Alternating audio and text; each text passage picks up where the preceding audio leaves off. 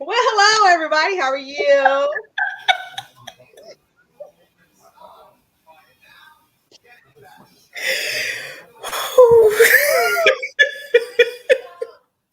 Hey y'all. Woo! Oh I'm sorry. God. Welcome to another wonderful night of My Life as Destiny podcast. Woo! Where I am one of your hosts, Coco Fit. Y'all know who I am. And this is Quinn over here. We all say hello. Y'all know who we are. We ain't got to introduce no more. Woo! And you can see the names on the screen. I know y'all wondering why we coming in like it's blooper reels all over again. I need this laugh. Okay. Mhm. All right. Y'all, we're gonna have a good time tonight. Right. So come on. Yes. Thank you. Thank you. Whew. There's some retarded people in the world, y'all. I'm sorry, that's not the right word to use.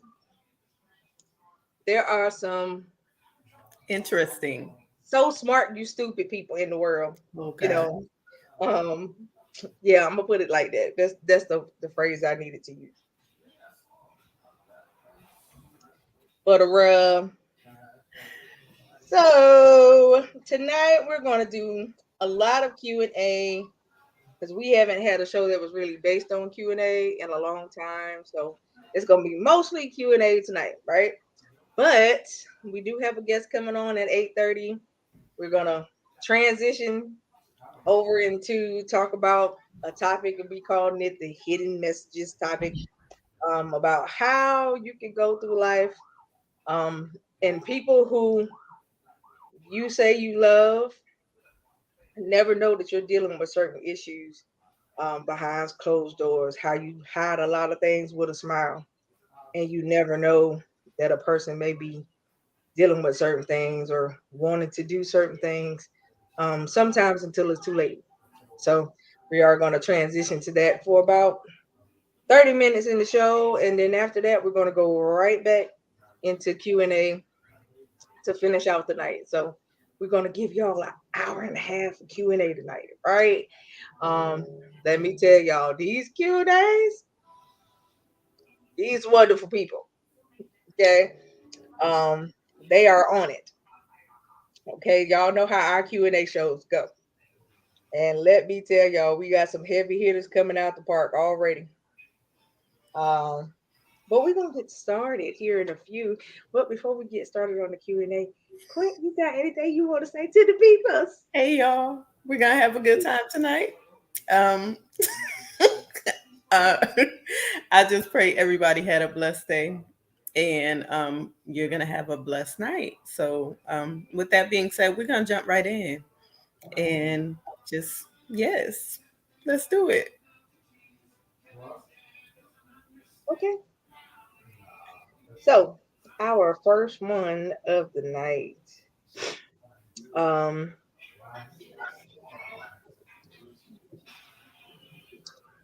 is from Sheldon. Ooh, Sheldon, Sheldon, Sheldon. Why, Sheldon? But we gonna go ahead and we're gonna go there. Okay. So Sheldon says,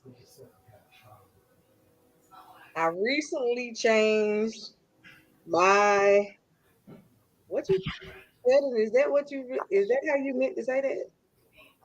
Are you watching live right now, Sheldon?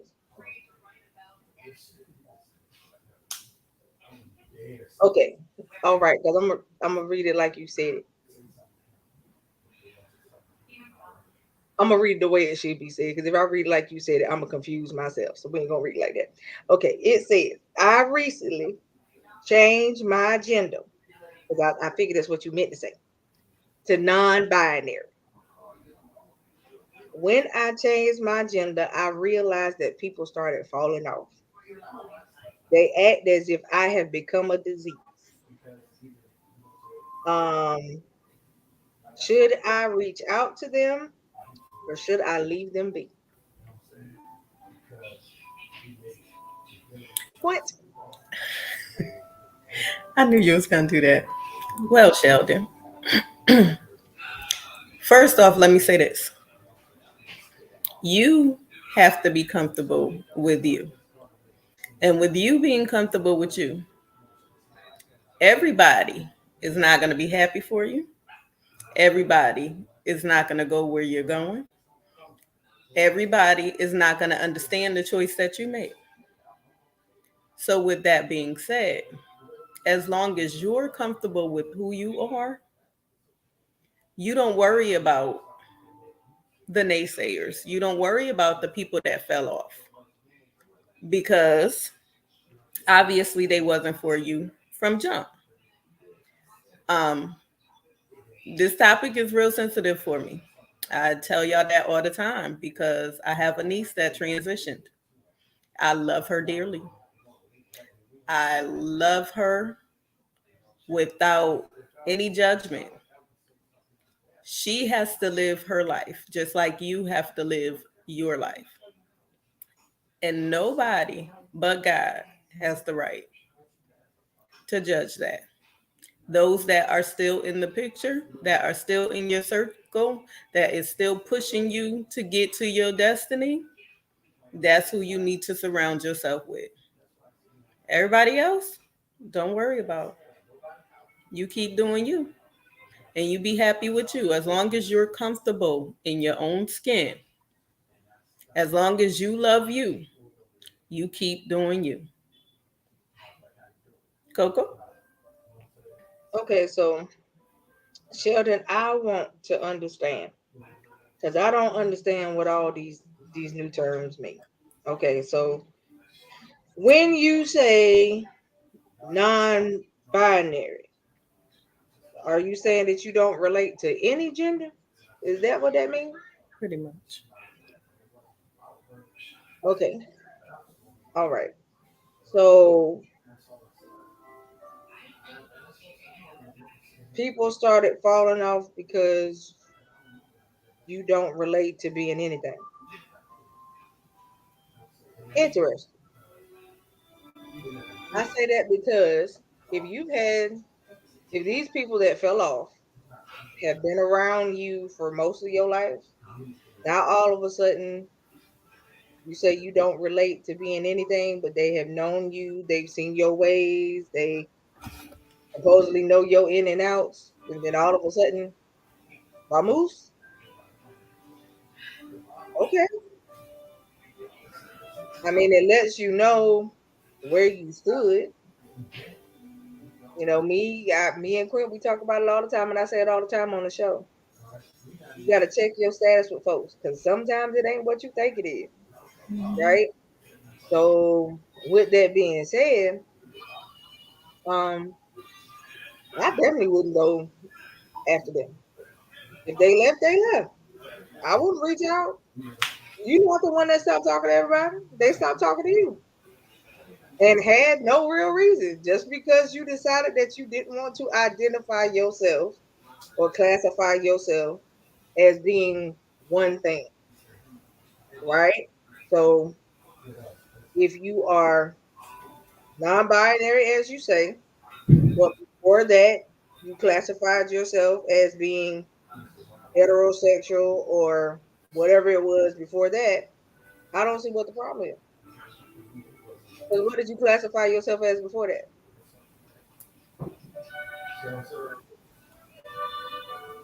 Hey, No. Sharice and Simone.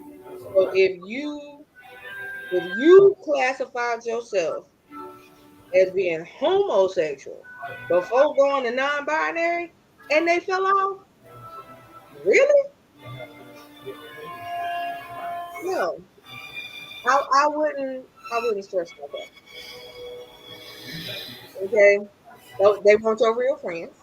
Let's just go to that and just be done with it. Like I said, you thought that they were your friends. Obviously, they showed you not so. And with that being said, I can't see myself stressing myself with that. Because honestly, to me, they was looking for an excuse, and that's Right. the excuse that they used. especially to go from one thing to another, and then just Michelle. just a reclassification is what Right. supposedly did it. I don't think that was the true thing of what did it, to be honest. But we gonna let people be people. Exactly. Hey Michelle, hey Sharice, hey Simone. So we just gonna let people be people. I'm gonna say congratulations on making a decision Yes. on whatever you wanted to call yourself. At the end of the day, you still have to be confident and you have to be secure with you and however you want to live your life. So if you are now secure and confident, kudos to you. If the rest of the people can't deal with it and they can't love you regardless, because love is the one thing that we're supposed to do the most, Mm-hmm. okay, let them go about their business. And let me say this: you're probably gonna hear your name a lot from Mm-hmm. the people that have fell off. But I say this to you: blessed are ye when men shall revile you and persecute you and say all men are against you falsely, for great is your reward. So, baby, listen up. Don't respond. Don't give them your energy, because all they doing is making you popular. They networking for you. Allow it and keep it moving. That's Keep it. shining. Keep building you up. Keep walking in your destiny and never give up. It's not an option. That's it. And if you have been watching us, then you know how we roll. That ain't even something that we do. Love is one of God's biggest commandment. At Exactly. the end of the day, that love is supposed to be without condition. That's right. If their love was with condition that you stay one way, then they didn't really love you. That's right. You know what I mean? So that's not that's not real love. And it definitely ain't friendship. That's right. All right. So I just be aware of that. I was watching a movie today, and they did an Elijah project. And part of the project, they said draw 3 circles. One, make it kind of small, then draw one outside of it, then draw one outside of that. Put the closest people in the smaller circle that's closest to your heart. And then you move them people out as need be. So you can actually see who's for you. Right. And that's what I give to you. You draw that circle and see exactly who's for you. Because in time, those that are claiming that are for you, if they really not, they're going to start to expose themselves. Right. And you just move them on out and keep it pushing. So we love you. Don't be discouraged. And you be comfortable in your own skin. And out of all things, love yourself first. That's right. All right. So don't be looking to be validated by other people. Mm-mm. Love yourself first. That's right. Okay. All right. All right. Yes. So we moving on. Yes, Simone. Hey, Michelle. And I think I already said hello to Sharice. Yes, you All did. right. So we have Samuel. Samuel says, um, I grew up one way as far as religion is concerned, but I recently decided to change my religion. And he's another one that's experiencing a fall off. So he said he grew up apostolic. He went from apostolic to Hebrew Israelite. And he said that now he's also experiencing a fall off and a fallout. He said that he figured that even though he's talking about being a Hebrew Israelite, he still felt like he could still have conversations with people that he grew up around and then not turn into a debate or argument about the word. He felt like they should still be able to expound on the word and still be able to have conversations. He said, but he realized that um, ever since he changed what he feels like is his religion, um, it hasn't been the same. So again, if you just heard the first question before yours, again, I still go back to the same thing I said. First of all, we're not supposed to be big on religion in the first place. It's about the God that you serve, right? If you say you are serving God, then that's all that matters. If you got like-minded people, okay, um, if you got like-minded people that's supposed to be the same way, and I do agree, Sharice, but for me, religion don't separate Mm, because you can be whatever religion you want to be. that's right. Yeah, We that could is still not. have a I relationship. don't judge off of religion. I have conversations with everybody. I know Muslims, I know Buddhists, I know Hebrew Israelites. We all could sit down at the table and have a good time. Hmm. I don't have issues with that. That's And right. I know plenty. I've been at a round table chat and had conversations with, like I said, Muslims, Hebrew Israelites, apostolic apostles sitting at the table, prophets sitting at the table, Buddhists sitting at the table, and atheists, and did not have a debate. We had a healthy conversation about God. And if that's what you guys are supposed to be doing, it's very possible. But you also got to know who you're dealing with. At the end of the day, at the end of the day, what you have to realize is um all of us should be able to get along. Yeah, you have people that feel like Christians are divided. They feel like Christians do not um what's the word that I'm looking for? They feel like Christians do not really live their life based off of some terms. And honestly, they're right because a lot of them don't. To be a Christian is supposed to be Christ-like. That's what it means, right? And a lot of people that consider themselves Christians are not like Christ-like, and it's the saddest thing ever. At the end of the day, you do have other religions that show you totally different. They get together, they come together, they do what they got to do for each other.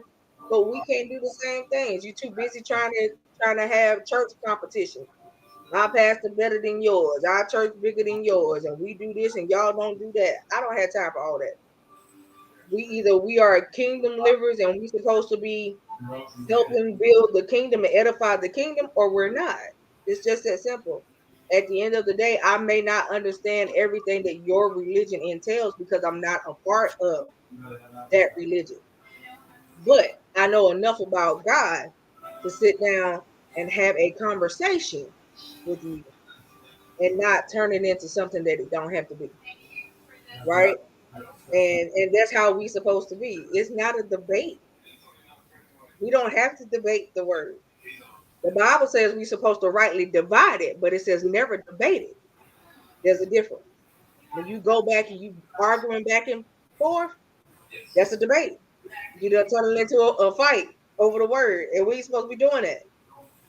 If you have your way of seeing a scripture, because your word says it different, and Bibles are different, y'all. So for those of y'all that read it, you do know that translations do read it different. So if your word says this and mine says this, we can sit down and compare notes. And then you can say, well, this is what mine said, what yours say. And have a healthy conversation about it. Religion don't have to tear people apart. Religion don't have to make people be at what you call it, wit's ends with each other. It don't have to be. Everything in life is a choice. If Quint was a different religion from me, it would make me see her different. We would still get up here and cut the whole food. It wouldn't be no different because that don't make me see her different. My biggest thing is Are you getting what you need to get? That's the biggest thing for me. If this is who you say you following, this is your most high, as a lot of people like to call it, because that's what Hebrew Israelites call. That's how they reference him, as the most high. If the most high is getting you where you need to be, I have nothing to say. Right? So I have nothing to say, because at the end of the day, you do what you feel like is best for you. I can't make you change your mind. Only God can do that. Right? I'm not God. I can help you get to him, but I ain't God. So at the end of the day, that is my take on it. I do not feel like religion has to change people. And if y'all was friends before you changed religion, y'all should still be able to be friends. And I totally agree with Coco. If people were to really sit down, they can learn a lot from a Muslim, um, Hebrew Israelite, and Hebrew Israelites and Muslims can learn a lot from Christians. um, However, something dropped in my spirit because Coco said a mouthful, so I don't need to elaborate on that anymore. But why did you convert? Were you spiritually hurt?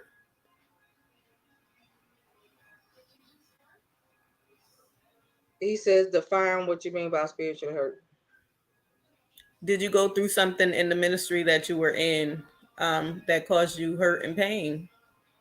And that's the reason why you decided to convert to Muslim. Yeah. That's what dropped in my spirit.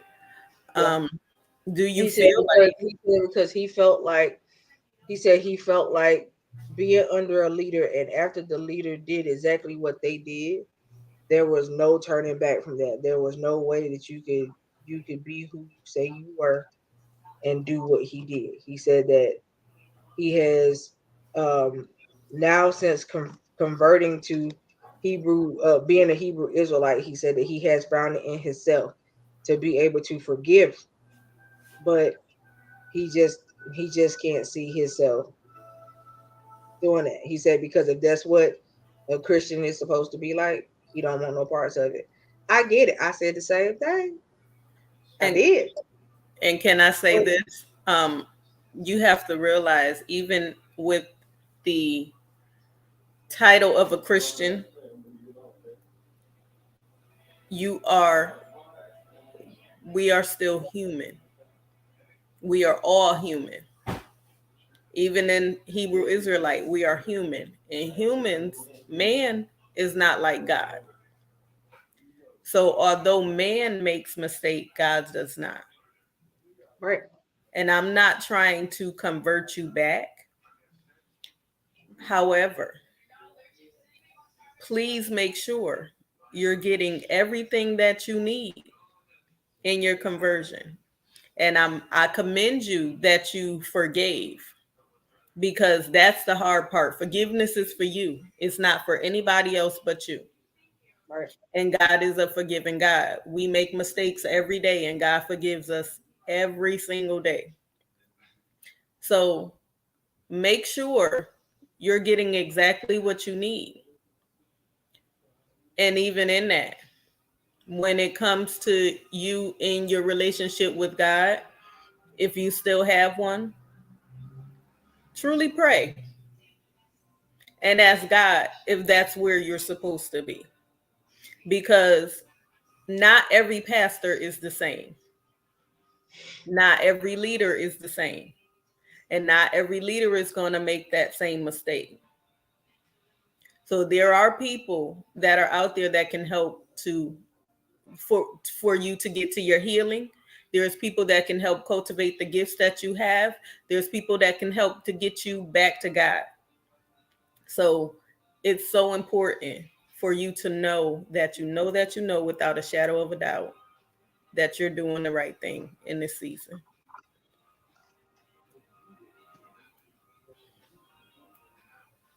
Back to you, Coco. Um, all right. So again, Like she said, the whole key is your relationship. It's your relationship with who you consider to be the Most High, right? Um, if the Most High has told you what you need to know, what you need to hear, I mean, things don't, first of all, the Bible says your gifts come without repentance. I know your discernment, all of that didn't cease just because you decided that that's what you were going to do. That don't go nowhere. Okay. So at the end of the day, just make sure you are aware of what you're entertaining. Okay. That's the only thing that I will say, so that you won't entertain something that will try to come along and taint your spirit because you are in a vulnerable place. You've been in a vulnerable place since you decided to make the switch. So you have to be careful when you're in a vulnerable place, because that is the enemy's playground. When you're in a vulnerable spot, he knows who to send, he knows what to say, he knows what to do, he knows how to do it, just to try to get you to sway certain ways. I put up a post the other day. I said that he'll put you in a predicament, see if you'll take the bait. Yes, and keep in contact with us and let us know what you How decided you to doing? do. Yeah, Yeah. let us know how you doing. But before you go, I will say this: we do speak a hedge of protection around you Yes. in Jesus' name. All Yes. right. So we love you again. Keep in contact with us and let us know And how you doing I also pray that God amplifies your hearing so and that see it too. yes, so that you will have a higher discernment and you will hear from him like never before. So you will go in the right direction. Right. So thank you for being up here with us. Simone, let me know if you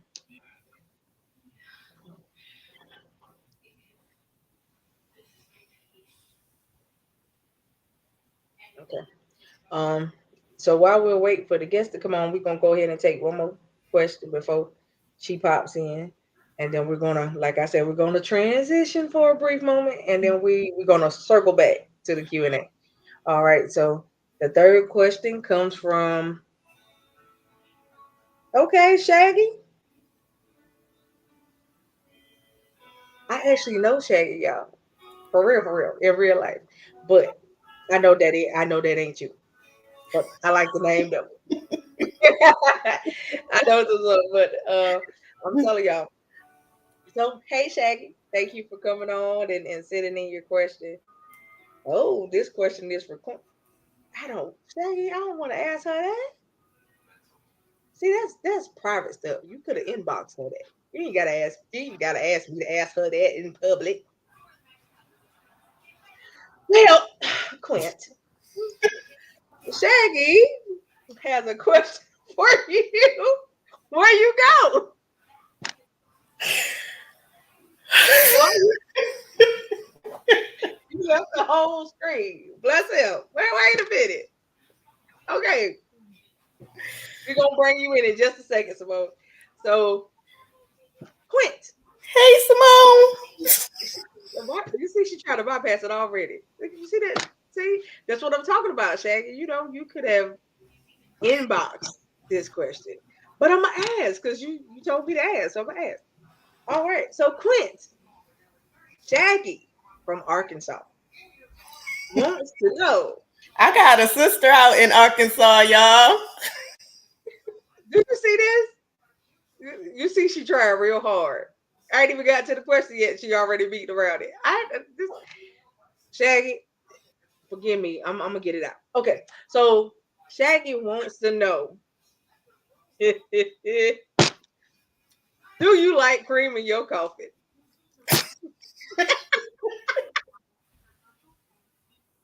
Ah, Shaggy, why we trying to make love connections? Why we doing this? Why we doing this right now? Well, Gwen, are you gonna answer Shaggy? Well, Shaggy, my boo is very light skinned. So I got a lot of cream in my coffee.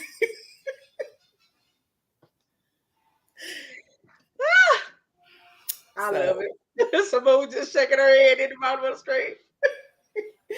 So I got some caramel flavor in my coffee, Shaggy. Well, Shaggy, there's your answer. I'm sorry that this was not win a date. Um, I guess we could come back on and try again later. I don't know, but we will just check with us again next year. All right. Thank you. We appreciate you. I hope the weather is good in Arkansas and it ain't getting too cold yet. Hey, No. Simone. No. No. Okay. Listen to what I'm saying. No. And I'm doing it in sign language, just so you know. No. Okay? I didn't do it. No. I didn't do it though. Quint. No. Okay? I didn't do it though. Shaq, I didn't do it. whoever the guy, whatever the person, no. Mama Simone has spoken. Okay. Well, No. okay, so we transition. Yes, yes. Okay, so we transitioning. Y'all, we brought our wonderful longtime guest, faithful guest, Simone Austin up here with us tonight. So y'all please welcome her and give her a nice round of applause. Simone. Thank you. We brought her up here to discuss the topic of depression and mental health. So that is what we're going to talk about here briefly. And then after we are done talking about that, we're going to go back to Q&A. So, Simone, go ahead and let's have a conversation. So, I have been dealing with depression for a minute now, and it started a while back. Can y'all hear me? Mm-hmm. Okay. It started a while back with a lot of things going on as far as like family deaths and things like that.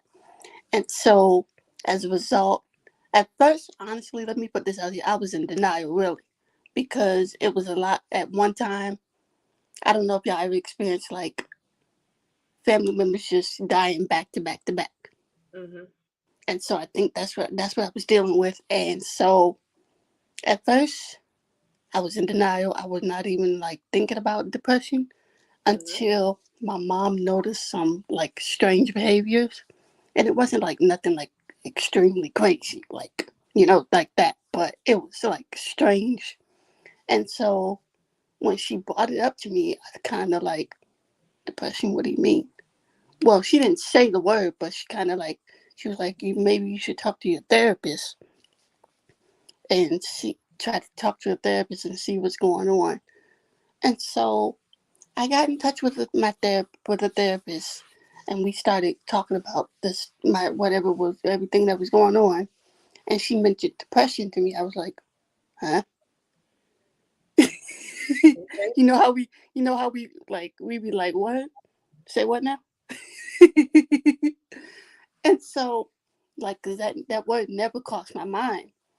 And so I was like, and when she said it, I was like, in my head, I was like, oh no, nope, nope. And the only reason why in my head I was like, no, is because we should all know by now that it's not mentioned among our culture and it's not recognized in the church facility. So when you say depression and you discuss any type of mentality thing, it's like basically we use it like as a cuss word because we're like, you got what now? Oh no, no ma'am, that's the devil. Go pray that away. Go do this. Go do that. Oh no, you can't have depression over here. You can't have no mental illness over here. Not in holiness, as we like to say it.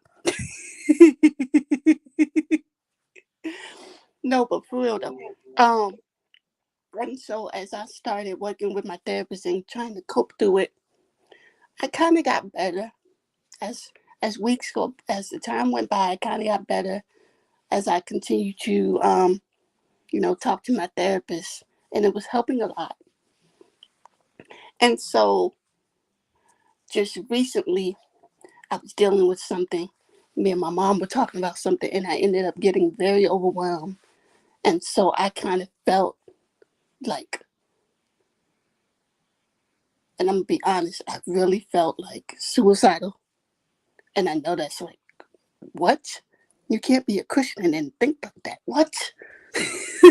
But no, it's a real thing. Like, I don't understand why we have this whole fantasy like that depression does not exist. I don't It's a know why whole we lot of live in things it. that exist. Hmm? I said it's a whole lot of things that exist. Exactly. But, and so I ended up, checking myself into a mental facility, and it was like, it was actually helpful for me. It was like, and they taught me like a lot of things, like things that I didn't really realize about it and how to just deal with it. We had a lot of groups. Like we came together every day in groups and talk about it and stuff. And it wasn't just people for depression. Of course, it was people who like mostly in my group where, well, when I went, it was mostly like for people who were addicted to drugs and stuff like that. So I think I was probably the only one, maybe two, maybe out of two, who went there for depression. But anyway, they taught us a lot, like how to deal with it and how our mind works and things like that. And it was actually helpful. And I'm sitting here like, why don't we like why don't we ever talk about this stuff? Like, what is it about this stuff that's like I don't get it. Like, and we live in this world like, oh well, you can't have depression over here in holiness. You can't have no type of mental disease and hold like I don't understand. Like, it's real. Like, depression is real. Very. Like, go ahead. I dealt with the same thing back in I want to say from 2013 to about maybe about 3 years straight. So from about 2013 to 2016, I dealt with depression. And I was in a mode of depression because at that time I was going through separation and divorce.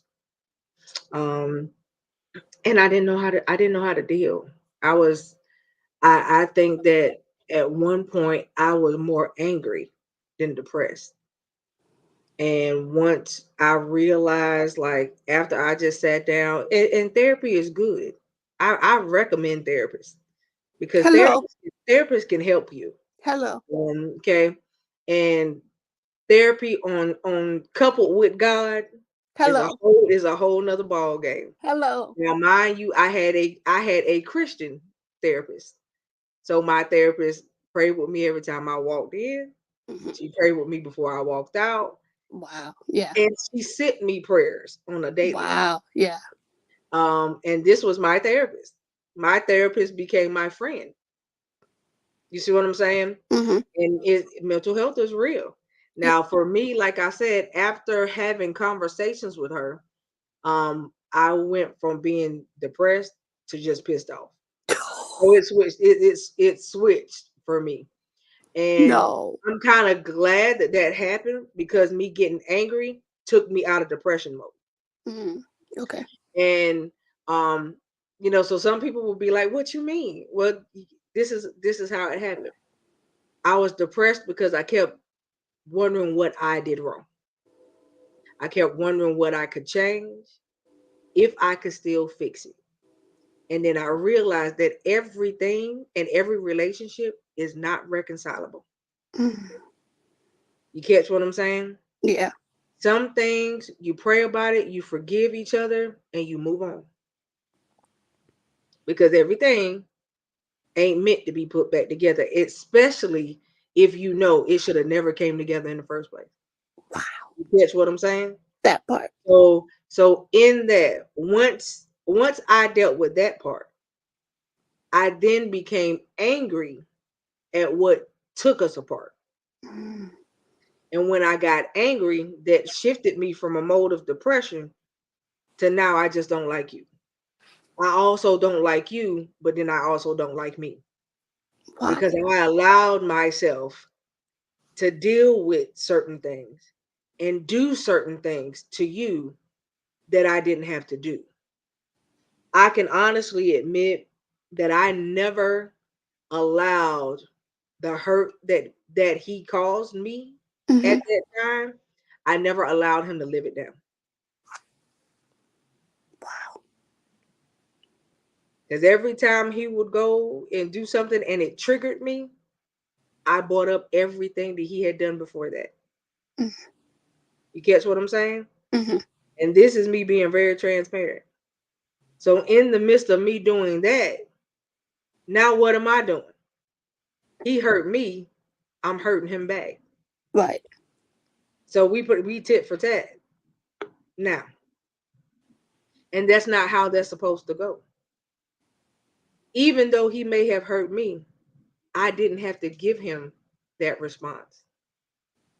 Even though I might have hurt him by doing what I was doing, he didn't have to give me the response he gave. Mm-hmm. In life is about choices. It is. You have to know what to give your energy to. And I didn't realize that until a couple years ago. That's when I got big on, oh, you don't deserve a response from me. And I'm not going to give you the response you're looking for. Because I know what you're looking for, you're not going to get. Mm-hmm. I know what you would like for me to feel, but I currently have no feeling. And when Right. I have no feeling, when you have no emotion about a thing, that's when a person knows that it doesn't matter anymore. That's wow. You know what I'm saying? So when I got to the point where I was emotionless, that was it. So certain things happen and come along, and it's a game changer, Mm-hmm. right? And Mm-hmm. with that game changer, that's when you have your breakthroughs. That's when you have your ball out cry moments. All of these good things. But I've been where you at. So your mode of depression, I've also been there too. I just didn't get depressed behind it. I Mm-hmm. became real sad because just last year, I literally had back to back to back death happen. And then this year, it seems like it was happening again. It seems like we lost T. After we lost T, I lost my dad a week later. After I lost my dad, I lost my first cousin. After I lost my first cousin, I lost his mama. After I lost her, I lost another cousin. After I did that, not only that, last year, nobody knew that I had a miscarriage last year. And, Wow. and even during my miscarriage stage, I still got up here and did a show. Nobody never Whoa. nobody never knew, but of course, Trailblazers, they knew because I had talked to them and all of them was checking on me to make sure I was okay. They knew, but y'all didn't know. Whoa. And that's the thing. Like, we hide a lot behind smiles. You'd be Yes. surprised what smiles can hide. And in the midst of that, we at some point have to be truthful and say, I'm not okay. Yeah. You know. And after I had my miscarriage, I can honestly say I was not okay for months. I Mm. was not okay. But I fought my way through it. You know, I went through the whole cycle of going back and forth with all my doctors. All of my doctors literally called me, "Are you okay?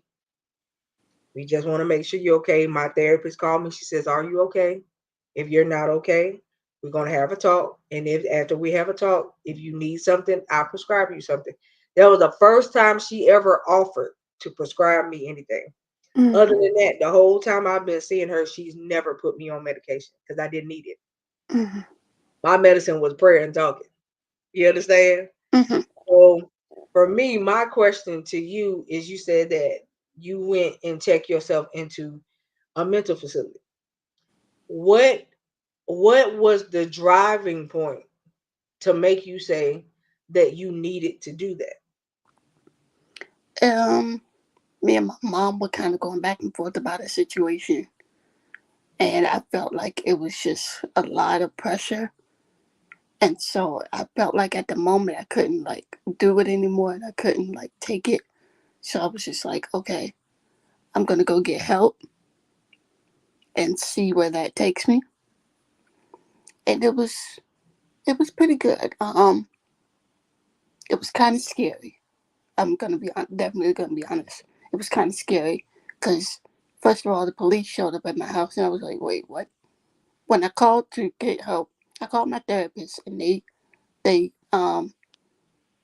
suggested that I go ahead and get help, and so they sent the police to my house, and I went with them, and they took me to Riverside, and so they did the whole process, hooking me up, whatever. They didn't actually hook me up to anything. The only thing they really did is kept stabbing me multiple times, trying to draw my blood. If you have small veins, you know what I'm talking Mm-hmm. about. So that was the only thing they really did. They got my vitals and everything looked good. So after they did all that, I sat there for a while. They're trying to get stuff, paperwork and stuff done. And they asked me that I want to do in, I think it's called something, I don't know what they call it. But it's where they sent me to another facility, to the Riverside Behavioral Health Center. And that's where I said I got like a lot of help, a lot of understanding about what I was dealing with and how, sorry, how to properly deal with it and how to properly handle situations when it comes up as far as my depression. And it was very, it was very helpful because I got to talk to a lot of people who dealt with the same things, even though they were mostly there for drug addictions and stuff like that. I think one girl, me and her became friends, and she was telling how she was dealing with depression, and so she was just telling her story, and so like we had like different groups every day, well mainly the same groups, but each group taught us how to cope with whatever we're dealing with and how to get through it. Gave us like step by step things to get through it, and how to recover from, especially like for the drug addicts. Told them they taught them how to what to do in order so they won't relapse and things like that.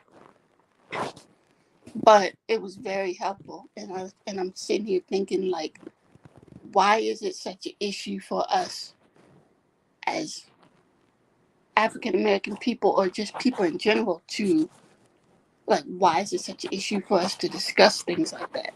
Like, what is so, I don't Well, understand. a Yeah. lot of people, especially like you said in the church realm, Mm-hmm. they don't want people to know that, hey, you Holy Ghost filled, fire baptized, and you got issues. Come on. You know what I'm saying? They don't want people to know because they feel like if That part. somebody knows, they're gonna look at them different. That part. And in what I call religious places, you will be looked at different. But if you're in a church where you have a true leader, you won't be, Mm-hmm. because you're a real leader will address what needs to be addressed. Mm-hmm. And you know, I'm glad that I have the leaders that I have, because they will tell you, sweetheart, if you need to go get help, go get help. Mm-hmm. They will gladly counsel you, yes. But if you need outside therapy, go Mm-hmm. get it. Go get it. It's welcomed. Trust me. Because outside therapy at that point, really in all honesty, takes a lot takes a lot off of them when they don't really know how to handle your particular situation. Mm-hmm. You know what I'm saying? And they don't want to come off and say the wrong thing necessarily because they don't know exactly what to say or how to deal. Right. You know, um, and when you're dealing with mental issues inside the church realm, it is a different ballgame, especially if you're in leadership and you have issues. Um, Now, just as far as the world is concerned, a lot of people don't want to tell people that they're dealing with depression because, oh, you're gonna make me feel ashamed. You're gonna make me Yep. feel embarrassed. You Yeah. know, and it's nothing for you to be ashamed nor embarrassed about, because that's letting me know you need help. Yeah. And when you need help, if I can't help you, baby, go get it. Go get help. Right. You know what I'm saying? And that's the reason why I love the fact that I have relationships with people who are licensed clinical therapists and psychologists. And I could tell somebody, hey, I can recommend you to them. You can call them. They do video calls. I can, depending on what type of therapist you would like. I know a few of them. I even know therapists that are only just for children. All the way down the board. But for people who really want like Christian therapists, I have a whole list of them. And I tell people like, that's one of the biggest things for me is that's what a lot of people who are already Christians prefer. I want a godly therapist because I know that my therapist not only would counsel me the right way, but they will also hear from God and counsel me godly way.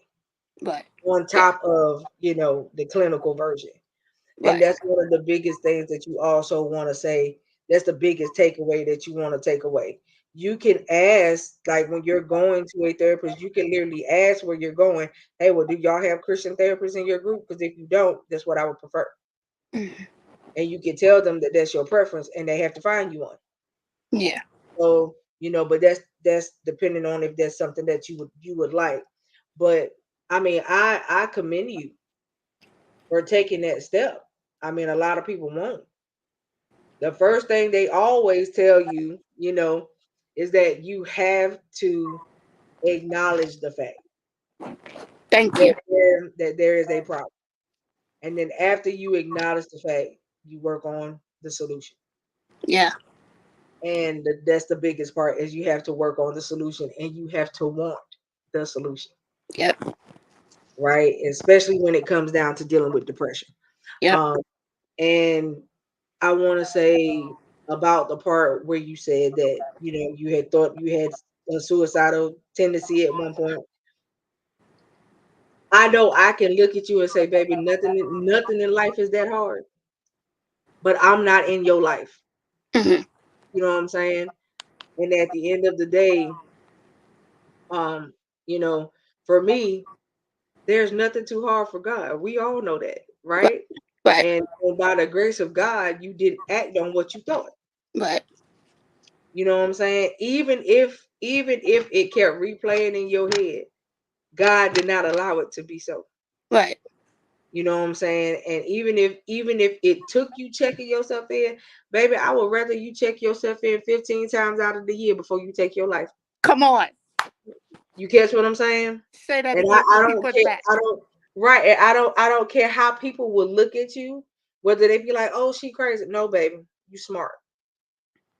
You real smart. Let me tell you that, because a lot of people that deal with what you were dealing with don't They go would get just help. go on and take their life. They would just They with no don't go thought. get help.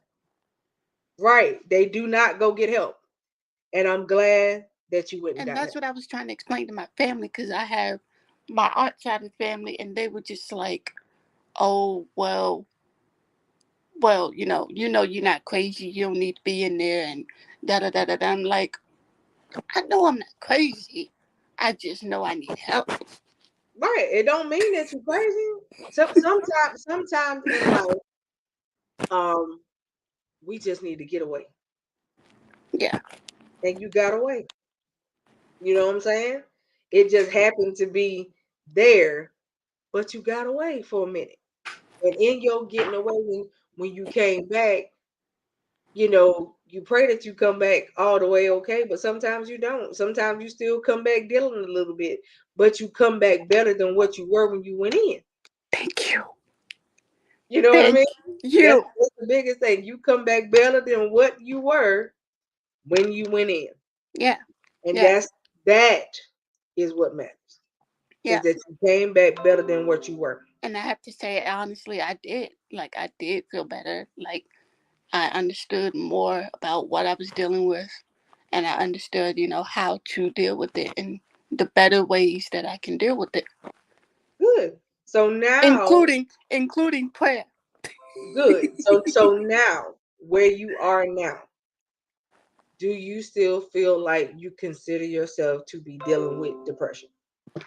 Or do you feel like you're coming out of it? I can say I'm coming out of it slowly but Yeah. surely. That's what I like to hear. Yeah. That's what I like to hear.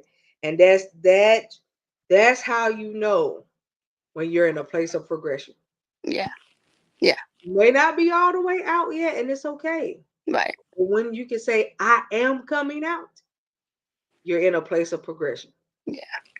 And you should be proud of yourself I definitely for am. making it that far in your place of progression. Yeah. I am super excited for you. Yeah. Very happy for you. And I'm glad that you did. I'm glad that you sought help. Yeah. And Me too. be proud of yourself. Don't sit back and think that you have to don't sit back and think that you did something wrong. Don't sit back and think that people I don't care how they look at you. Be proud of yourself for making the decision to get help. Definitely. Yeah.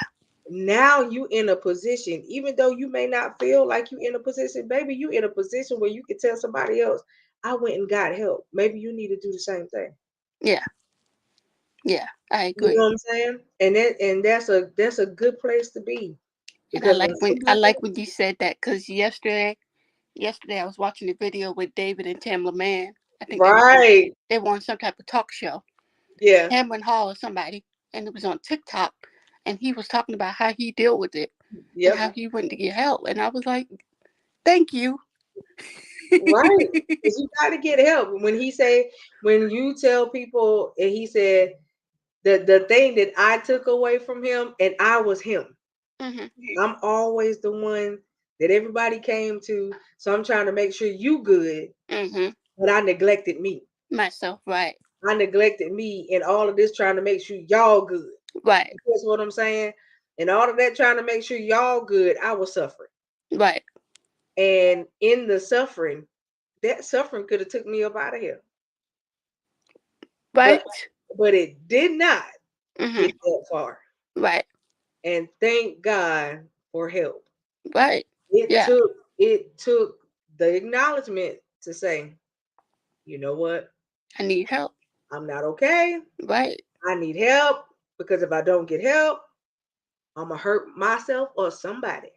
right, And when it got to that point, I knew. right, I knew. And I was like, the right. devil is a bald faced lie. So, All the way. like, yeah, like that was the biggest thing for me because I knew. And Yeah. that was when, like I said, it's you in the church, so you know when things inside your spirit man shift. And when that shift, you got to go with the shift. Mhm. And so when I felt the shift, and I was just like, this ain't me.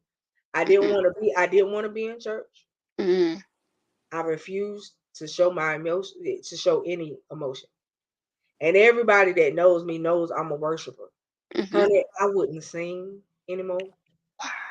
I wouldn't listen to church music. If I turn it on, it might have stayed on a good 2 minutes before I turn it off. Mm. When a pastor would call me for prayer, I'd be like, baby, your prayers ain't going no farther than the front of your face. And I would hang up. Literally, like that. That was me. Wow. Because I didn't want to be bothered because I was just like, you doing all of this now, but where were you when I really needed you? Like, you know what I'm saying? Now ain't the time. I don't want to hear you now. And that's where I was, and so when you got to get past all of that, Mhm. I had to get all of that out, and Mhm. then I had to just deal with Coco. Mhm. I had to exit everybody else out. And sometimes you got to do that. Sometimes you got to push it all out there and deal with right here. Mhm. And when you deal with right here, boy, oh boy, that's when it comes, and that's when I realized Yeah. that he wasn't just the only one. Yeah. I was wrong in some of the parts I played. I was Mhm.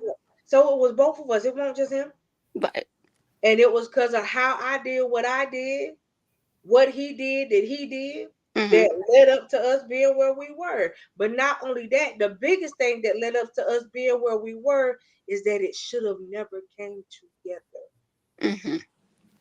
You know what I'm saying? And sometimes when you try to take seasonal people and try to make them lifelong, You say it all the time. Yourself a world of headache that you don't need. Yeah. And I gave him a headache and he gave me one for a long time, a whole lot of years. Wow. And now sitting back looking at it, I'm grateful for the relationship though. Because the relationship with him taught me a lot. It taught me a lot. It taught me a lot about marriage. And boy, did it teach me a lot about me. And that's the biggest thing about it. So I can literally honestly say that I'm grateful for it. Yeah. You know what I'm saying? Now I can say that, but before I couldn't. Yeah. And that's one of the biggest things you want to take away once you process all the way out. When you get through with your total process, you'll be like, you know what? Oh Lord, I thank you for that. Yeah. Oh, I thank you for that. Oh, I thank you that, yeah, I knew that's where I was, but you know what? You didn't let my mind stay there. Right. And you can do that even now. You know Right. what I'm saying? That's one of the biggest things about it that I love about God being who he is. Yeah. His word told us that he would never leave us nor forsake us. Absolutely. Wherever we are is where he would be. All we got to do is invite him in. I don't care what your mental capacity is at that time. All you got to do is call on the name. Because baby, let me tell you something. That name breaks something about the name barriers. Jesus. That's it. The name of Jesus can break barriers, boo boo. Right. And when you start calling on him and nothing but him, honey, when I did that, that was it for a whole, I want to say, year and a half. I literally consecrated almost for a year and a half straight. Wow. And in the midst of that, whoo, girl, let me tell you something. Will he open your eyes when it's just you and him and nothing but you and him, and you don't let nothing come in between that, baby? He opened my eyes to a lot of stuff, and that's the good part. But allow him in. You know what I mean? And I'm glad that you know who he is. That's the good part, because you know who he is. He ain't gonna let you falter. Right. He ain't gonna let you. You know, he not gonna let you go like that. And that's the thing. I don't care what the enemy try. Right. He can try what he wants, because his whole thing is to discredit you. His whole thing is to tell God, well, she says she love you, but do she really? His whole thing is to say she your worshiper, but I don't see her doing. She ain't worshiping you today. She give you worship when she feel like it. That's how he go to God about it. Well, she said that she would tell people who you was, but she ain't talked about you in about a month. You know, this is what he do. Yeah. Look at how he went to God about Job. Right. You know, at the end of the day, he told God, well, he'll curse you to your face. Right. And let me do a whole bunch of stuff to him. I promise you I can get him to curse it to your face. Right. And it was like he just kept saying it was something, one thing after another, one thing after another, one thing. Right. And nothing made Job curse him. Not one thing. Even when his wife, he said, you, this foolish woman you gave me. Right. You know what I'm saying? Quit he wanted to cuss her, but he won't go cuss the Lord. You catch what I'm saying? Yeah. And even with all of that, I mean, took everything, all his possessions, all of his children. And I mean, just kept coming at him, even cursed his body. Yeah. And just kept coming at him. None of that made him change his position on who God was. Right. And that's the thing that you got to remember. And I'm glad you said that, because I'm like, what is it about Esther where we automatically go, if we go get help, we automatically no longer a Christian or we don't believe in God. Like, where does that narrative come from? Like, huh? First of all, they didn't say you ain't supposed to question him. Thank you. That ain't what it said. Thank So you. at the end of the day, he says, come to him. If you come to him and you are talking to him, is that you necessarily question? No. I'm just having a conversation with my daddy. Right. First of all, it's private. You need to tell the enemy to stop ear hustling. You catch what I'm saying? First of all, this private. Yeah. But Yeah. because we don't pray in the spirit as much as we supposed to, Mm-hmm. he be ear hustling. So he be listening. Mm-hmm. And see, just like you talking to him, he like, oh, so that's what she in need of. Okay, let me send the counterfeit. Let me see if she gonna take it. She gonna think it was you, but it was really me. This is how the enemy be. Yeah. Yeah. But some people don't catch it. Right. I know that little slew foot thing. I know how he works. You know, the enemy Casanova on the sly. You catch what I'm saying? Mm-hmm. He Casanova on the sly. He know what you like. Right. And when he know what you like, he know what to do. Yeah. And so the biggest thing is, do he have a leg up on you or you got one on him? Right. You catch what I'm saying? Mm-hmm. So baby girl, you're gonna be all right. That's the biggest thing is you went and you got help. I am so proud. Yeah. Of you. So proud of you. And I'm proud of myself. Yeah.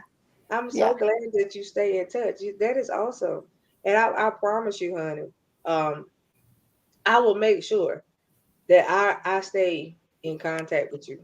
Gotcha. Check on you and see how you doing. Trust and believe. Trust and believe. If I tell you I'm gonna do it, I'm gonna get on your nerves. Yeah, I'm gonna get on your nerves because I like to make sure that you're cool. I gotta make sure that you're all right. Yeah. You know what I mean? Yeah. And then you know what I'm saying. At the end of the day, if you tell me that you're not, we gonna pray. Right. That's the biggest thing. We gonna pray. And then after Right. we pray, if you still feel like you need more than that, go get it. Yeah. Go get it. It's okay. Go get it. That's the biggest takeaway I want you to remember. It's okay. Right. It's okay. Yeah. My Not thing, to be and okay. that's my thing too. Like, go get help. Like, That's it. Go get it. like It's okay for you not seriously. to be okay. Like, it is, and it is. But go get help. And that's my major thing. That's my major point in all this. Like, go get help. Like, seriously. Right? And you got it. The biggest thing, I know you guys that are in the viewing world, the ones of y'all, especially the ones of y'all that I see that are watching through the YouTube. The thing about going to get help is you got to be honest. You got to be honest. A good therapist gonna trigger some stuff now. Okay? Mm-hmm. A good therapist gonna get on your nerve. Mm-hmm. But that's a good thing. Because when they get on your nerve, they mean they hit a sore spot that you need to fix. Mm-hmm. And you gotta be honest. Once I was honest, that was the game changer. And you gotta be honest with you first. Because if you're not honest with you, you sure ain't gonna be honest with nobody else. You catch what I'm saying? Yep. So I'm telling y'all, that's the key. It ain't just you going to get the help. It's going to get the help and be honest. Be honest. Say your part because it ain't a blame game because everything won't done to you. You did something too. You know what I mean? You ain't the victim. Like you're not just the victim. You have been an aggressor at one point because you were a victim. Let's just be real about that. There have been plenty victims that have turned into aggressors unaware because you never went and got help. Mm. And you Wow. have to get help. You catch what I'm saying, y'all? So Wow. all of y'all out there in the viewing world, don't be a victim so long that you don't realize that you are now being an aggressor to somebody else and you causing them to be a victim because of you. Get help. Wow. Get help and be honest. Be honest. That's the main thing. So, Simone, if you had anything else that you wanted to say to the people, what would it be? If you feel that you need help, go get help. If you feel that you need help, please go get it. Please. It's just like, seriously, guys, like,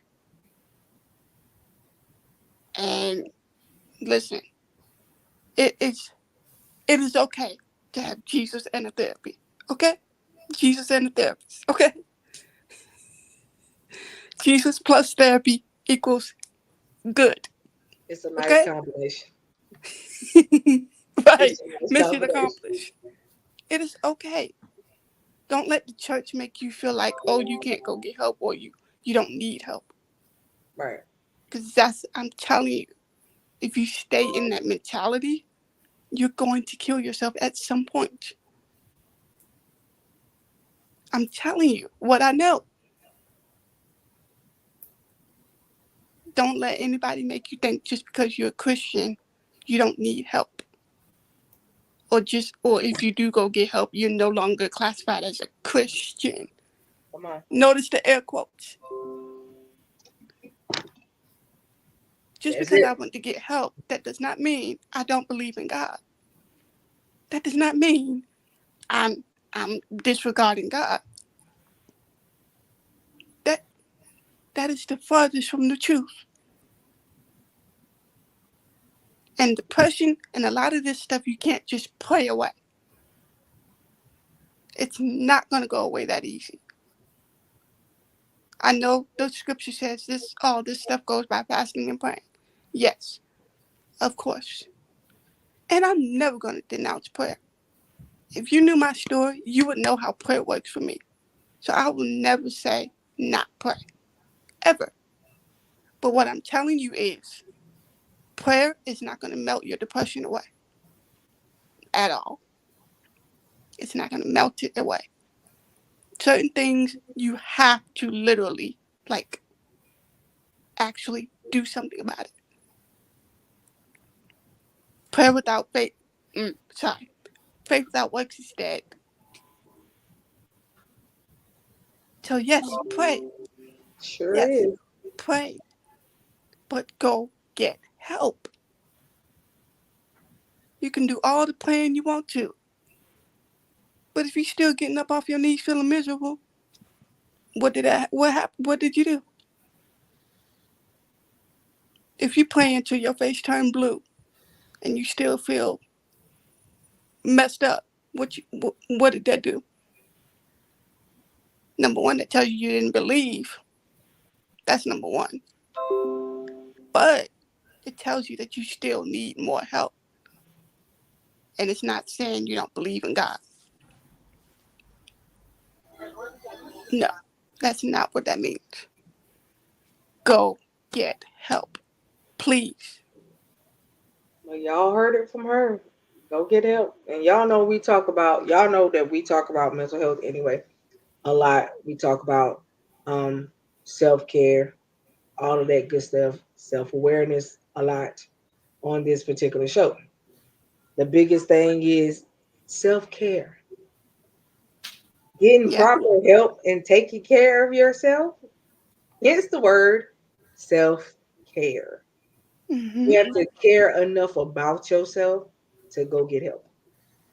Thank you. That Right? part. So we not telling y'all to do something that we wouldn't do. Y'all done heard me. I told y'all I got a therapist. So do I. You catch what I'm saying? So I'm not ashamed to say it. Like I said, me and my therapist, we two peas in a pod. So I'm cool with it. You know what I'm saying? I absolutely am glad that I got introduced to her. And she was the very first one that they introduced me to, and I never had to seek out another therapist. Mm. And so I'm very very very glad that I met her, because she shifted a dynamic in my life when I needed it to be shifted at that time. She spoke life into me when I did not want to speak life into myself. There you go. And she also let me know when to let something die. Mm. You catch what I'm saying? She spoke life into me, but she told me when to go kill a situation. Wow. She said some things have to die. And you can't keep speaking life into something that doesn't want to live.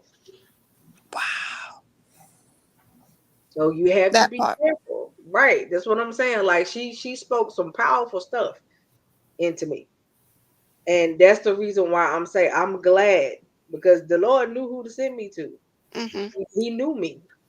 You know what I'm saying? He know me. I'm his daughter. He know me. You got to send me to the right one because she say the wrong thing. You know, I'm a chopper right on up. Mm-hmm. And that's not what I had to do. When I say from the first day I met her, she started speaking life. She said, okay. All she did was assess the first day. She prayed the first day. We didn't even talk about nothing. Mm-hmm. She asked me, I answered some questions that she had on the paper. She prayed. I had my actual first full section for her the next time I came back. Mm-hmm. Because she said she had to pray about it. And when she prayed about it, baby, let me tell you, she read me from A to Z. And I was okay with it because I said, Lord, you sent me somebody that you know Right. that's like me. I'm Right. cool with it. Yes, Right. thank you. But she gonna tell me the truth. Yeah. And that's what I needed. I don't need nobody that's gonna be my amen corner. Yeah. She told me the truth. And that was the biggest thing for me. Cause you told me the truth, I could rock with you. Mm-hmm. Right. And so that was it for me. And then I've been around for the last 1, 2, 3. I don't know. I think she got 3 new children now. Oh, wow. And I've been around for the last couple children that she's had, and all that good stuff. And I'm excited about where life is taking her. Mm-hmm. I'm excited about what God is going to do. Her and her husband are awesome. They are a awesome powerhouse couple, and her children. Oh, them babies know how to pray too. We're gonna say a prayer, okay? Because you say the prayer, I got to go eat. This is what I get, you know.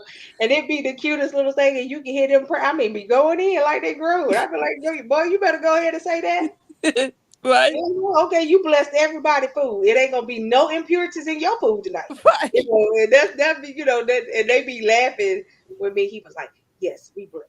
And he'll get off the phone. And I like it because you know what I'm saying. But because the Bible tell you what to do, it says train up your child in the way that they'll go and they'll never depart from it.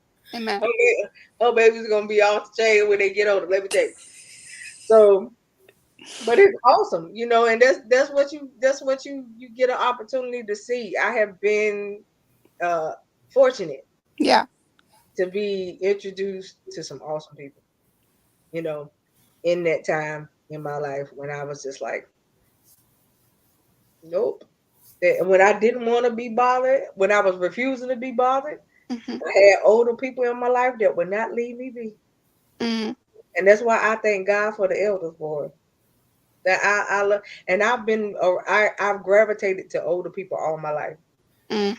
As a child, I would just go sit and listen to the elders talk. So when I was going through what I was going through, I had elders that would just call me. She would just call me over to her house, and I would just watch her sew a quilt. She wouldn't say nothing. I would just be sitting there watching her sew a quilt. And watching her sew the quilt, I got so much from her Mm-hmm. in her silence, Mm-hmm. and it was so awesome for me. You can learn something from people without them having to say something sometimes.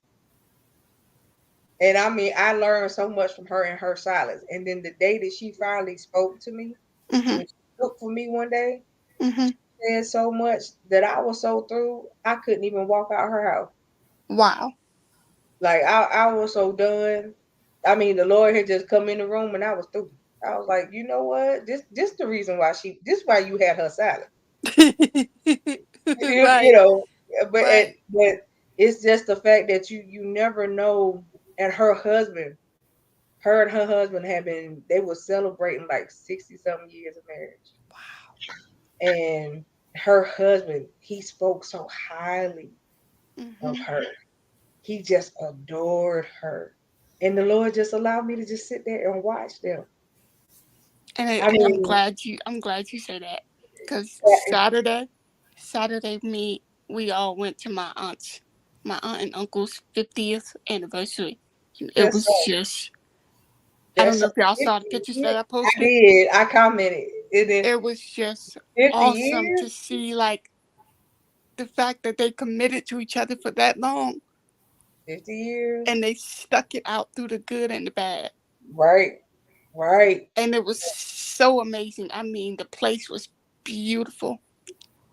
And the colors that they had, gold and black, it was amazing.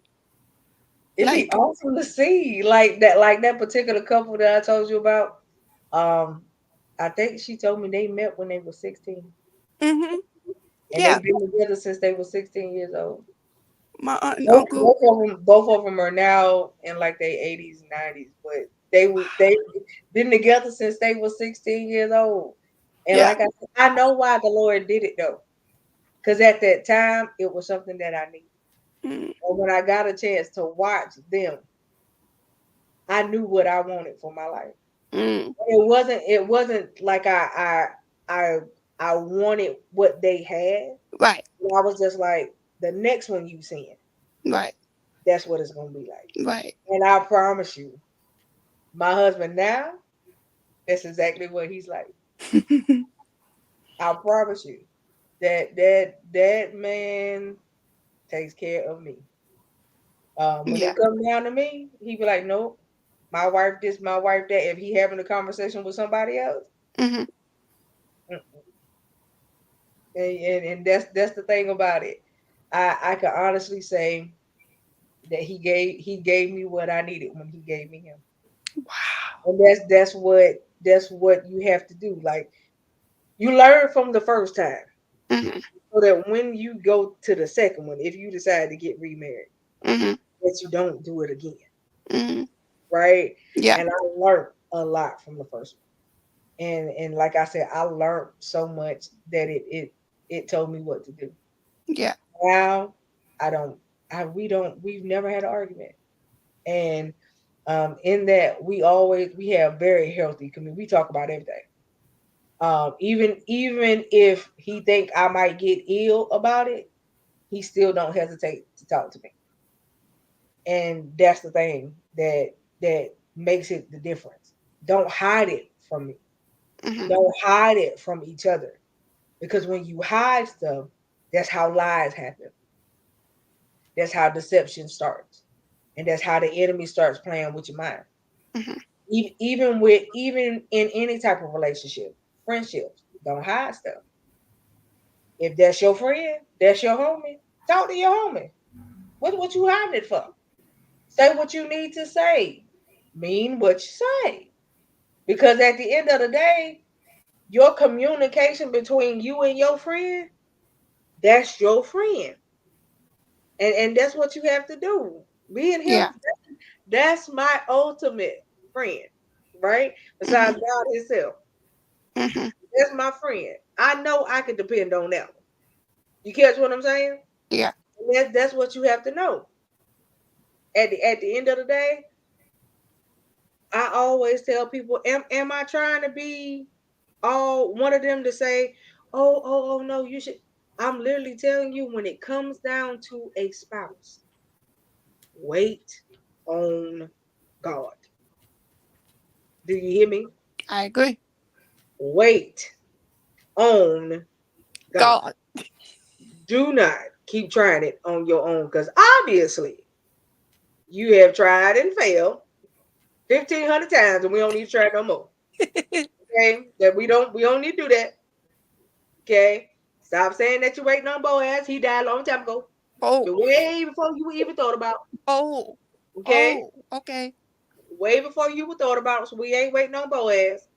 You might be waiting on Charles, Nathan, James, Ray. We all know, but Lord have mercy.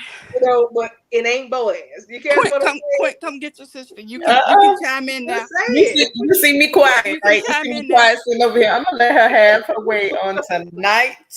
You can chime in now. But I'm saying for real, like, but people keep saying I'm waiting on my Boaz. Baby, that's why he ain't came, because Boaz dead. And he was somebody else's husband.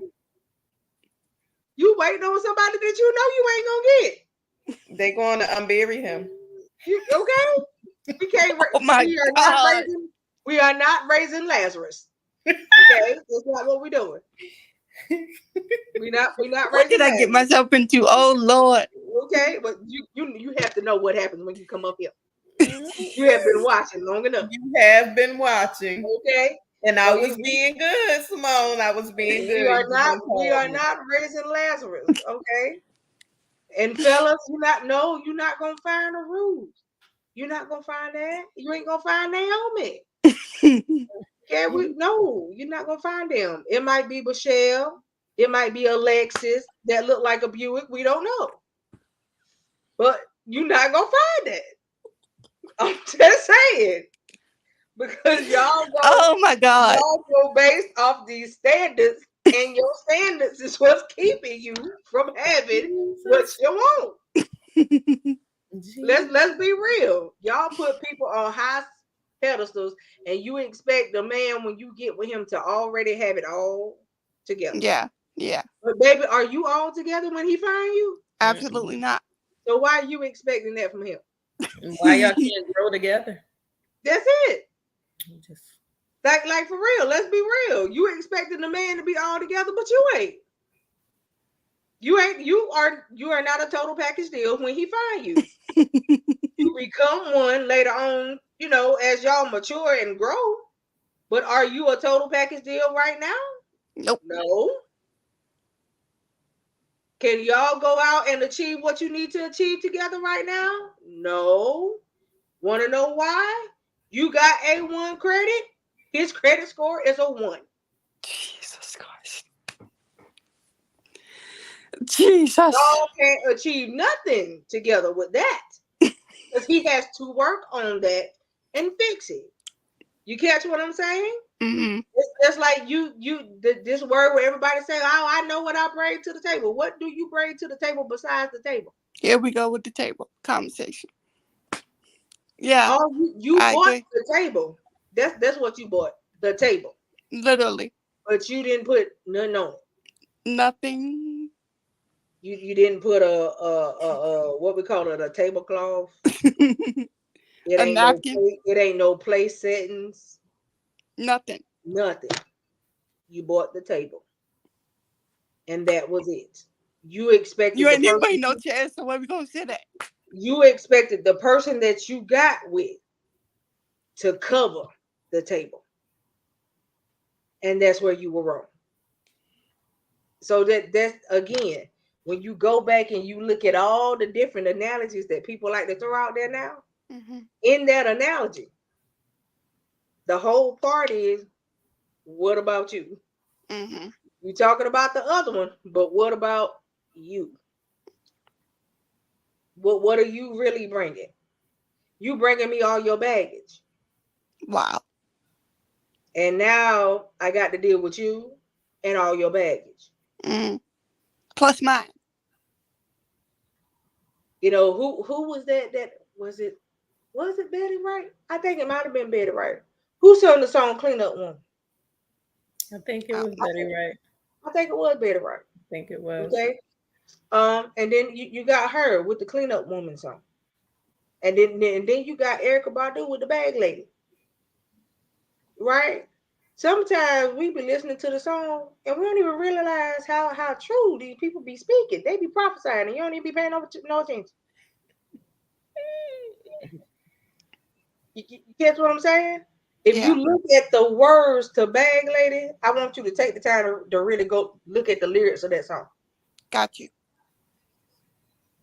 But see, this is the thing. When I come into a relationship with you, I didn't come in to be the cleanup woman. That part.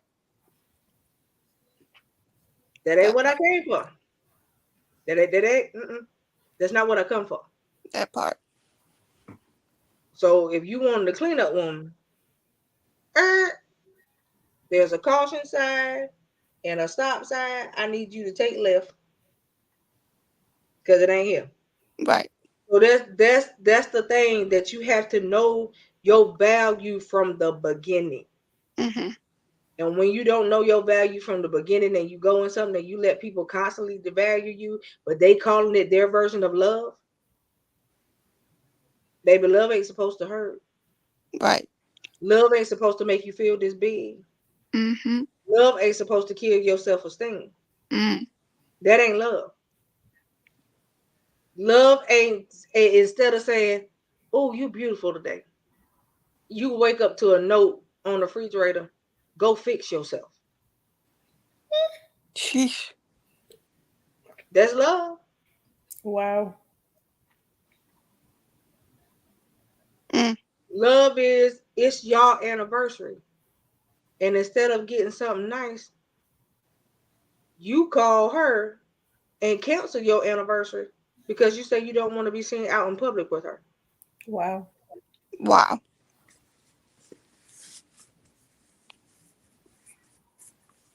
So when you go into these relationships and you already are devalued, but you knew this from the beginning, what made you think it was going to get better with time?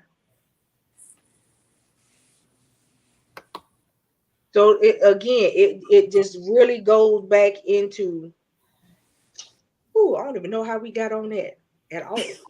Jesus. But whoever needs it, baby, love ain't supposed to hurt. I'm sorry, but I'm saying, love ain't supposed to hurt, boo boo. Oh Lord. I wow. Yeah, I'm sorry. But love, Jesus fix it. Love ain't supposed to hurt, boo boo. Ooh, that is real. Ooh, that's so heavy on me now. I don't like that, y'all. But whoever it is, baby, I need you to value yourself Mm. and be ye separated, literally, Come out from among them. because that ain't for you. That ain't for you, boo boo. Talking down to you and demeaning you in front of his friends is not love. Come on now. Wow. Oh, wanting to pimp you out. Oh God. Mm-mm. I'm not going there. Nope. I'm not going there. Mm-mm. Nope. Because whoever that is, no. That's beyond devalue you. You never allow a man to want to give you away to his friends. What? No, baby. I don't know who. You know what? I don't know who that's for. Hold on. Say that again. Yeah. Um. You never get involved with somebody who is who would be willing to share you with their friend. Oh no. Nope. Nope. Who tells you if you do it, that's your way of showing them that you love them. That's a lie. A lie from the That's a lie from the pit. right. Yes, ma'am. Oh no. Mm-mm. That is, no, honey. Mm-mm. Let me get off. We're gonna go back to Q&A, y'all. I got to get off that. Mm-mm. No, because you is vexing my whole soul. Um, yeah, okay, so we finna go back to some questions. We Oh, got about question If time. that we was got for about you, 15 inbox minutes. us so we could pray for you. If that was for you, because Please, she didn't feel like that for no reason. So if somebody is going through that right now, and be honest, um, please. please inbox one of us so we can pray with you. I promise Question you. time. I promise you, it's privately. I promise you, it's privately. Because baby, that bothers me. Whoever you are, and if y'all know a person that's dealing with that, just inbox me their name. That's all we need is a name. Because I can truly say trafficking is real. And if that man is acting as your pimp, the next thing you know, it will be trafficking. Okay. So if you trying to get out, let us know. You going through it, you want to get out, let us know. You don't know where to turn, let us know. So we can definitely try and guide you, get somebody in your area to help. Yeah. And yeah, please Yeah. box us. Yeah. Because that I'm bothered. So yeah. Yeah. So And with we're that, gonna go. we're gonna try to fit two more questions in, because we gotta end at 10 and go from there. Hey Um. Ty, Hey, how are you, hon? Thank you. I yes. appreciate it. Yeah. Okay, so here is. Oh, don't you have an interesting? Well, it ain't an interesting name. It means peace in other. It means peace in another language, y'all. His name is Shalom. Okay. Um. So. Um. And you know what? I got a feeling that it actually suits you. But. Um. Yeah. So Shalom said. Um. If you know a person that has came to you and you know they're crying out for help, as a friend, a real friend, how do you approach the situation?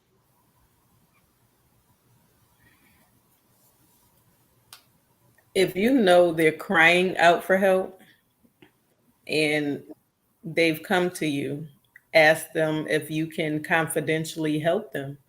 And um, depending on what type of help is needed, try to direct them to that right place.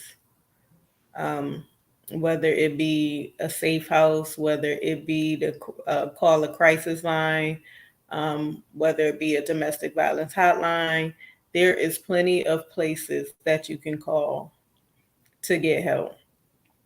Right. Um, It just even really depends on what type of help you talked about. exactly. When you said cry for help, we deal with a lot of domestic violence situations up here. Hmm. We deal with a lot of people suicidal tendencies up here. Um, and y'all just see we just dealt with the subject of depression. So it depends on the level of help that you talked about. And if you know that they've been crying out about it, then now you actually have a responsibility to a certain extent to help because you're the only one that know. Right. Right. And even your local police department has a non-emergency line, that can direct you to some help. So once again, it just depends on that type of help. I pray the Lord give you wisdom on how to handle the situation. And I pray that whoever the person is, I pray a hedge of protection around them. And I bind up the spirit of suicide and depression in And we Jesus' we name. we pull down every stronghold Yes. that is not like God. In And Jesus' name. we dismantle everything that the enemy can try to do to whoever this individual is. And we ask God that He strengthen you Yes. to be able to handle and go forth and do whatever is needed. Yep. In Right. Jesus' name. In Jesus' name. Thank you, Tyrone. We appreciate you for that. So I want you to understand that. So now, like I said, you've been tasked and you got to be equipped for the task. So we are praying that you be strengthened, that you have peace about it as well, and that you also know how to release it so you won't begin to carry That's right. it. Okay? Because we do know that spirits are transferable. All right. And we do not want that spirit, whatever spirit is at hand, to try to attach itself to you as well. So we pray a hedge of protection around your mind as well. Yes, All ma'am. right. So we love you. I hope that gave you an answer for tonight, and keep us posted, please. All right. Um, next we have, oh, the guys are just coming tonight. Xavier. Okay. All right. Xavier says, all right. Xavier says, I attempted to take my life 3 weeks ago, and I tried multiple times. It failed. He says, obviously, there's a reason why I'm still here. And he says, now what? I'm gonna take this one. I'm gonna take this one. Xavier, Go ahead, you, baby. I'm you gonna can take take this the first one. I'm gonna follow, right? I'm gonna follow in too. Go ahead. one. Xavier, Go ahead. I have done that as well. I've been right where you are. Just like we were talking on the subject of depression, I've been exactly where you are. I didn't try that many times, but I've tried enough to know that it was not going to happen. And obviously, I'm here for a reason. So, like I said, and like we've been saying most of this show, go get help. Do whatever you need to do to find help. Find help as soon as possible. Because I've been where you are. I've gone so far as to even try to overdose on pills. And it did not work. And I'm thankful that it didn't work. But go find help. Wow. So he's watching live. He said he tried pills. He tried slitting his wrist. He said he even tried to shoot himself and the gun jammed. Okay, I didn't go that far. But Xavier, sweetheart, but go again, ahead. Go ahead and finish because I got something to say to him. okay. But again, I didn't go that far. But again, find help as soon as possible. Whoever, just find help. Even if you got to go as far as checking into a facility, do what you got to do, sir. Please do what you got to do. Find help as soon as possible. Like they were saying, there's a national suicide hotline. Call that number as soon as possible. Inbox somebody. Inbox one of them. Because I don't, to be honest with you, I don't know the number. I think I know it, but I don't know it by heart. We have But, it. We'll pin it. Quinn will pin it in the chat. okay. But go get help. Please. Please. Because it's not worth it. Just go get help. All right, Coco. Xavier, sweetheart, there's no doubt in my mind that there's a great assignment attached to your life. Everything there's a nice little song they like to sing now in the Christendom world. That everything Christian that world. the devil tried, it didn't work. You catch what I'm saying? Everything that the devil tried to make you do to yourself, it didn't work. Now this is what I need you to do.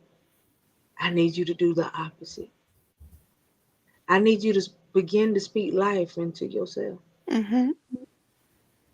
And if there's something that you want to kill, you kill the situation that's causing you to want to harm yourself, not harm the person, the situation.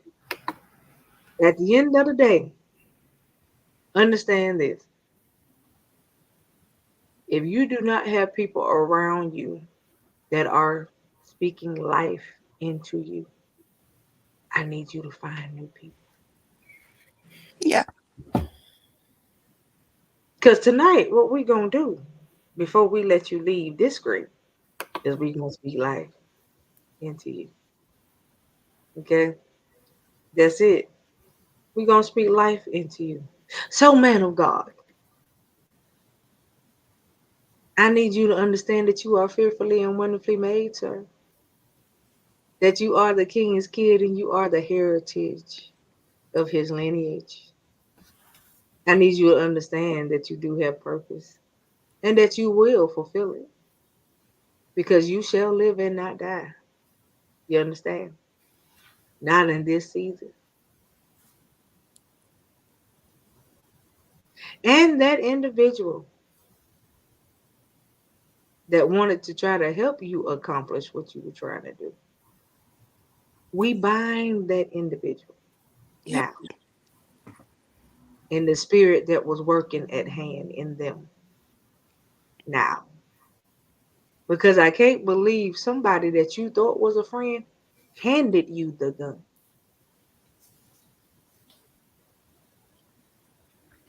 That bothers me. Wow. Baby, that was not your friend. Nope. That's the reason why the Lord didn't let it go off.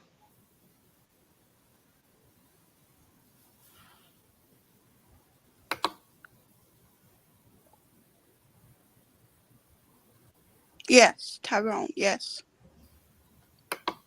I pray that God send you people that you need in Jesus' name. In People Jesus' that name. will uplift you. People that will embrace you. Because that's what you need. And I'm sorry for the people that you lost. I know it's hard. But that's not the way to do it. If you do what the Lord told you to do, you'll meet him again one day. But it's not your time yet.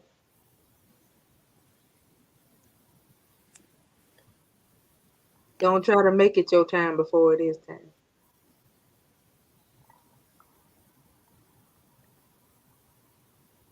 And I know that you loved her. She know that you loved her back, but that ain't the way to do it. Because she would want you to live your life.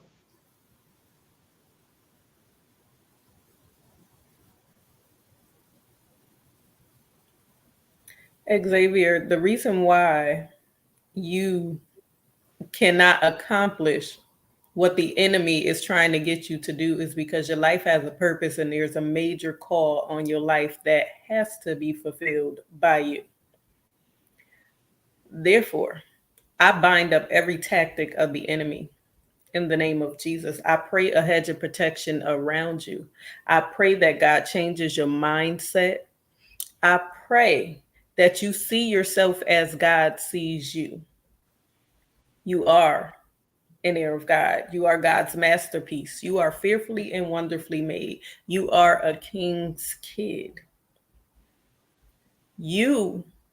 I pray that God opens your eyes so that you can see and fulfill the purpose that he has set out for you.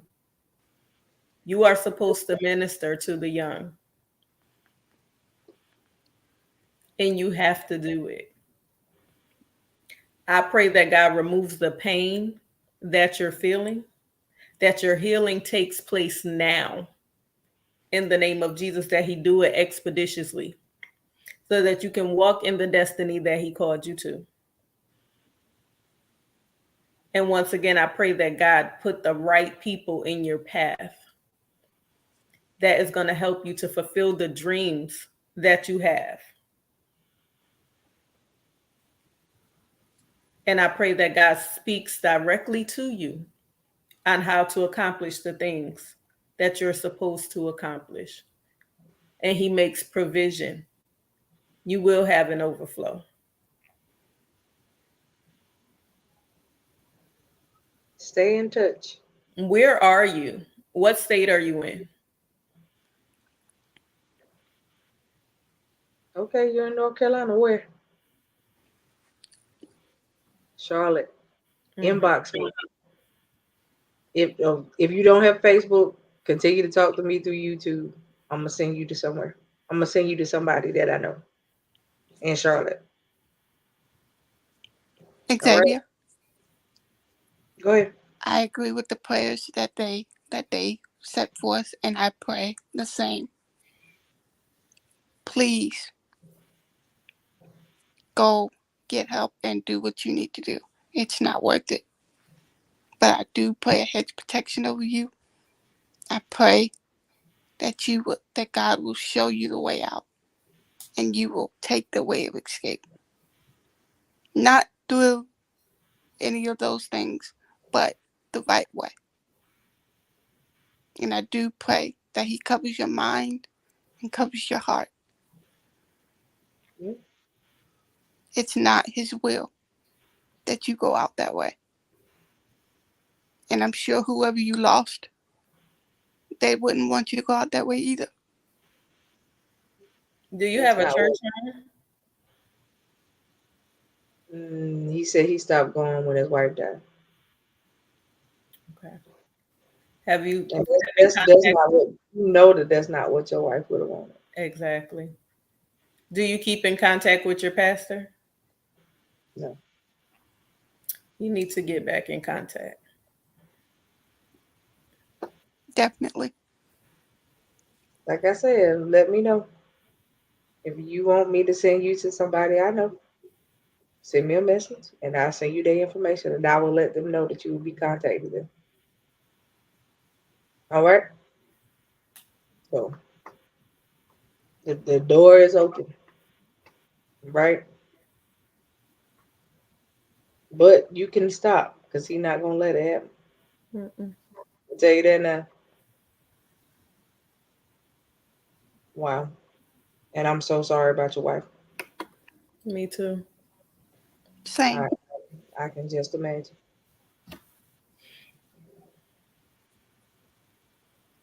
But you got to do what you know that she always wanted you to do. And you know what that thing is. So go do it. Make her smile like you know she would be if she was still here. Make her proud. All right? Please stay in contact. Wow.